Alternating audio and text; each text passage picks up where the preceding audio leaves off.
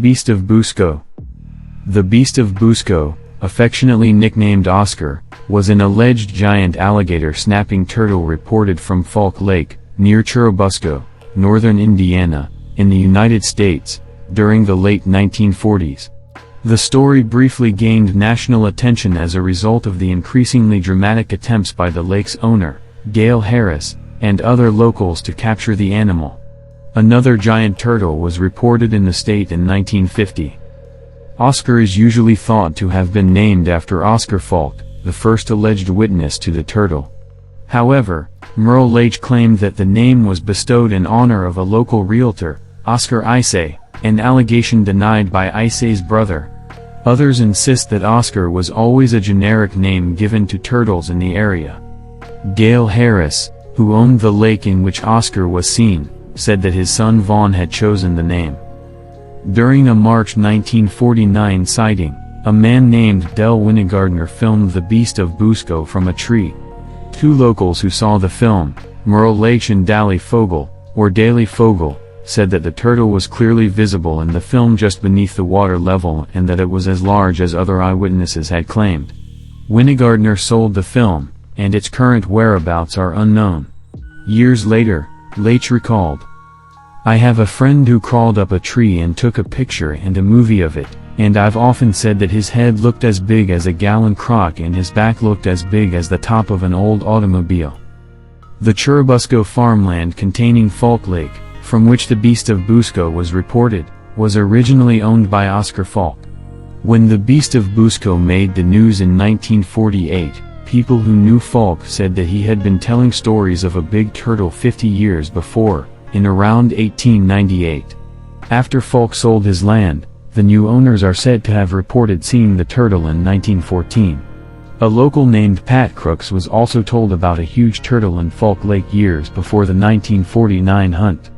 Giant turtles in the area may also figure in local Amerindian mythology. Gail Harris purchased the land on November 14, 1947, moving in with his wife Helen and son Vaughn, and one of the first things he learned was that a giant turtle allegedly lived in the lake. 1948, Ora Blue and Charlie Wilson, brothers-in-law of Gail Harris, claimed to have had an encounter with the turtle on July 27, 1948. They claimed that the turtle suddenly surfaced along the side of their rowboat while they were fishing, and some sources state that it tried to take their fishing poles. They described it as having a head the size of a child's and a back as broad as their boat. According to Blue, "We saw the big waves rolling and up came that turtle. I've never seen one so big. I saw that big head sticking up and the waves going away like a submarine." After hearing stories of the turtle from others, Gail Harris claimed to have finally seen it for himself in the early autumn of 1948. Years later, in 1971, Harris described his sighting to folklorist John Anthony Gutowski. According to Harris, his attention was first drawn to the creature by a church minister with whom he was patching a roof. The minister pointed out something moving across the lake. "And I looked down there, and I saw this big head. It was just like a big head, and I said, 'Oh, it just must be something, I don't know what it is.'" The pair ignored it for the time being, but the next day Harris and the minister noticed the shape again, swimming in the opposite direction. It took a journey of half a mile for them to reach the lake, by which time the shape had disappeared, so the two men went out onto the water in a boat. "So we got in the boat, and we saw something in the water. And he was looking down on the side of the boat, and I was looking on this side of the boat. And he says, 'Here it is over here.' And I said, 'No, here it is over here.' 'Well,' he says, 'it can't be.' And I say, 'Well, it is, right there it is. There's its tail.' He says, 'There's its head right over there.' We had the boat right over it then, and that turtle was that size then. You know, you look down on this side of the boat and see it here, and on this side, it's a pretty good-sized turtle." Harris estimated that the turtle was some 6 long and 4 wide, about the size of a dining room table, with a head the size of a baby's. He claimed to have seen the turtle on many subsequent occasions, more times than he could count. Harris and his son Vaughn reported another sighting in the autumn while bringing in their cows. After sending Vaughn to fetch the rest of the family, Harris attempted to get closer to the turtle in a rowboat, allowing him to grab it by the tail. When he did so, it heaved out of the water and capsized the rowboat, forcing Harris to grab onto a tree limb. Throughout 1949, local people made repeated attempts to capture the turtle, all of which failed. Gail Harris is said to have been particularly concerned with not injuring the animal and always had it in his head that we were going to hurt that turtle, leading him to veto any plans that could harm it. While at first only a few men were engaged in the hunt, the next day about 65 were out there. In the first week of March 1949, 10 or 11 men made the first attempt to capture the turtle and allegedly succeeded in cornering it in about 10 feet of water off the shore in a trap consisting of stakes and chicken wire. According to newspaper reports, it was too strong and broke through the barrier. However, Merle Leach later recalled a different story. There were about 10 or 11 of us with him in a wire fence, and we had him a-comin' in muck, you know. We knew we had him in there because we could see him a little. And we pulled him pretty well to the edge. I think if they'd kept on, of course, they'd have pulled a ton of muck along with it. They were pulling hard, and somebody said, well, let's let him go. We can't ever pull him out. And I think if they'd kept on, they probably would have. But he was a big turtle. A man named Del Winegardner allegedly filmed the turtle from a tree at this time. Farm worker Dick Zalman later claimed to have seen the turtle at an early stage of the hunt. The turtle was about 10 feet from the shore. He was soon in himself. I wanted to put an oar along his side to see how long he was. But Harris didn't want to, he thought I'd scare him away. I'd say, it was, about 3.5, 4 feet across, I don't know how long, if I could have gotten that far in there, oh, maybe 6 feet. 6.5. It was an awfully big turtle. Big as anyone has ever seen. He's down there now, probably dead and covered with mud and tree limbs. In April, Oscar was allegedly seen in 40-foot deep water, coming up for fish. A net was thrown over the turtle, which tore a hole and escaped. During another attempt, using a method apparently tried more than once, the turtle hunters managed to rope one of the animal's hind legs. Helen Harris, who claimed to have seen the turtle 4 times, later recalled. We had a rope on one of its hind legs, and we thought maybe we could gradually go towards shore and pull it along with us with this rope, get it up to the edge. But the turtle broke the rope. We got so close to shore, and that's what happened every time. And so after that happened, I saw him underwater, and you could see this piece of rope was about 3 feet long, still tied to his back leg, and he was swimming around with it on. Helen Harris' second sighting allegedly occurred when she was near the farm's hen house. On this occasion, she saw the turtle in its natural state, sticking his neck and head up. And it looked just like a stovepipe with an elbow on it. And its head looked like it would be about the size of a baby's head. Another attempt at capturing the turtle, recounted by both Helen Harris and farmer George Wakeman, involved a large cage constructed using pipes. According to Harris, we thought we had it in a cage. But they failed to make the cage big enough to go over the whole turtle. And they had one side all in there fine, but on the other side, where the cage came, it was right on his back. We had put rails around it close enough. We thought it would hold until morning.